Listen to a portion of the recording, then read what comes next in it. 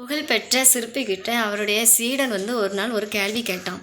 எப்படி நீங்கள் செய்கிற ஒவ்வொரு சிலையும் அது அப்படியே உயிருள்ளதாக இருக்கிறது, பார்க்குறதுக்கு ரொம்ப அழகாக இருக்குது அப்படின்னு சொன்னான். உடனே அதுக்கு அந்த சிற்பி சொன்னார், நான் வந்து அதை வந்து ஒவ்வொரு கல்லையும் பார்க்கும்போது நான் சிலையாகவே பார்க்குறேன் அப்படின்னு சொன்னார். அது எப்படி கல் எப்படி சிலையாக மாற முடியும் அப்படின்னு சொல்லி கேட்டான். ஒரு நாள் ஒரு பெரிய பாறைக்கிட்ட அந்த சிற்பி வந்து தன்னுடைய சீடனை கூட்டிட்டு போய், இதை நீ இந்த பாறையை உடச்சி, பெரிய பாறையை உடச்சி குதிரையாக மாற்று அப்படின்னு சொன்னார். உடனே இந்த சீடனை என்ன பண்ணான்னா ஒவ்வொரு அடியாக அடிச்சுக்கிட்டே இருந்தான். அடித்து அவன் கையில் ரத்தம் வர அளவுக்கு அடித்தான். ஆனால் அந்த பாறையிலேருந்து ஒரு குதிரை கூட வரவே இல்லை, அந்த உருவம் தெரியவே இல்லை.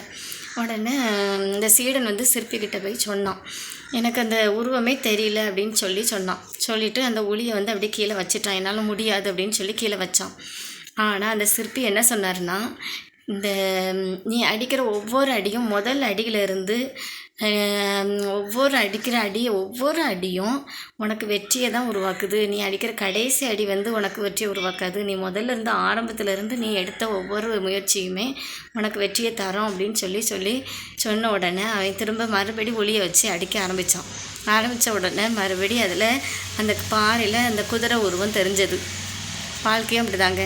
விடாமுயற்சியாக நம்ம எந்த ஒரு காரியத்தையும் பண்ணும்போது கண்டிப்பாக வெற்றியை பார்க்கலாங்க.